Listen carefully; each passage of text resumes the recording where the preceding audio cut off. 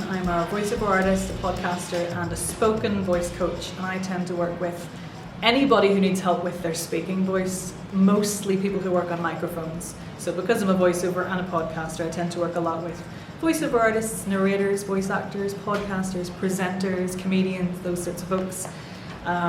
Today I was doing a workshop on voice and the voiceover industry. So we did a little bit of vocal warm-up, we had a little play with our voices, and then we tackled some different types of scripts that come up sometimes in the voiceover world. We did some corporate narration and we did some commercial scripts and just had a bit of fun really. So today, lots of lovely varying questions actually, which was really nice. So one person was here just by accident. They just wanted something fun to do in Manchester. Somebody was having problems with sort of vocal variety and fatigue, so we tackled a bit of that at the start of the session with the warm-up exercises and exploring the voice as a mechanism and the instrument. And then other people had a little bit of performer training, but were interested in voiceover as a genre. So it was a bit more about finding out about the industry, how to get started, how to approach the types of text that you get as a voiceover artist.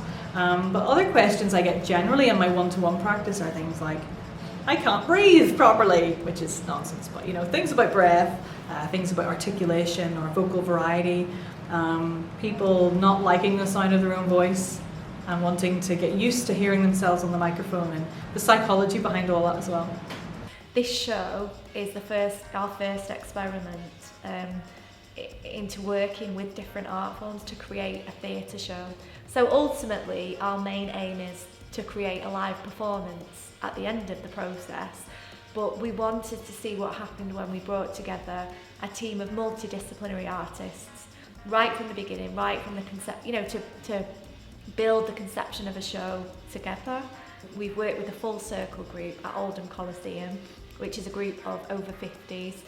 We've worked with Madlow Youth Zone in Oldham as well, so young girls aged 10 above, and we've carried out a series of workshops. Redbubble Arts have set a brief based on the themes of womanhood, and we also wanted to explore what women are made of.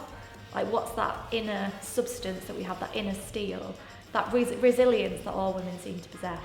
So these are the questions that we had at the beginning of the process, and we wanted to put this to the artists as well. So we commissioned a filmmaker, a photographer, a sculptor, 3D artist, playwright, and then we have our director, Martha Simon, myself and Kelly as artists and producers on the project, and then we also brought a sound designer on as well.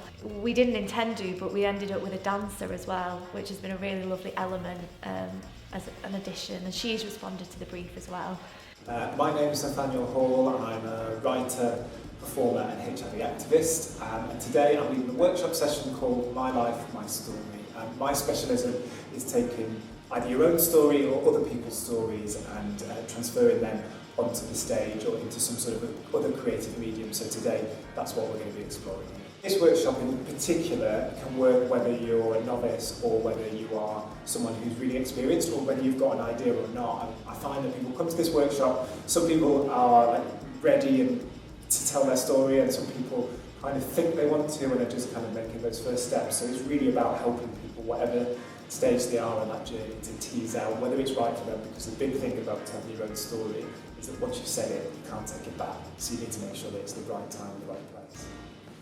My name is Rupert Hill, and I am an actor and a director, and I'm doing a screen acting or acting for camera workshop today as part of the Cultivate festival at Oldham Coliseum. And I guess what I'm doing is a kind of very much from the point of view of an actor and a director. I'm not pretending to be a practitioner or a teacher. I'm very much come at this from an excitable actor perspective. So I've got all this information that I want to impart to fellow actors. So I'm being quite hectic. I think I'm acting like I've had far too many coffees, but they seem to be absorbing it all. So I'm sort of using clips from movies that have sort of spoken to me. People think that acting for camera means it needs to be very small and subtle, and so I'm showing them Daniel Day-Lewis in There Will Be Blood and saying, look, you can be as big as this as long as you commit to it.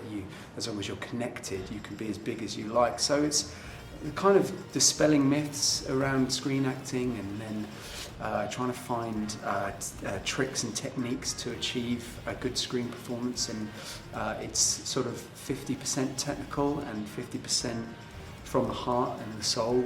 So yeah, it's sort of fascinating. So we're trying to do some practical exercises and hopefully film a few self-tapes in the process so they can actually see themselves on camera too.